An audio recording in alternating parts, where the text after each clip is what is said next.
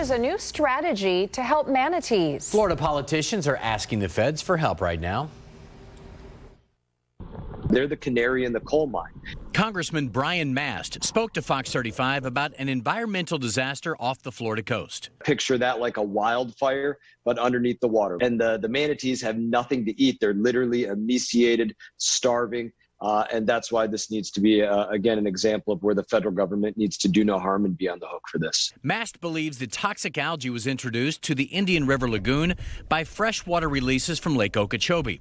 That algae is responsible for the starvation of hundreds of manatees. Pollution is really the underlying problem. It's pollutants causing these algae blooms, clouding the seagrasses, and then eliminating the manatees' food sources. Cora Burcham with the Save the Manatee Club agrees the toxic algae is to blame.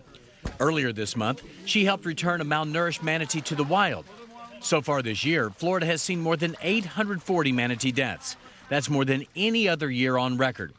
Mast, a Republican from Palm Beach, says the problem goes beyond party lines. It doesn't matter if you're Republican, Democrat, independent, non-voter, you're going to be pissed off about that. He also says that local and state lawmakers need to step up to help fix the problem. Nobody can be allowed to put those nutrients or poisons into our waterways.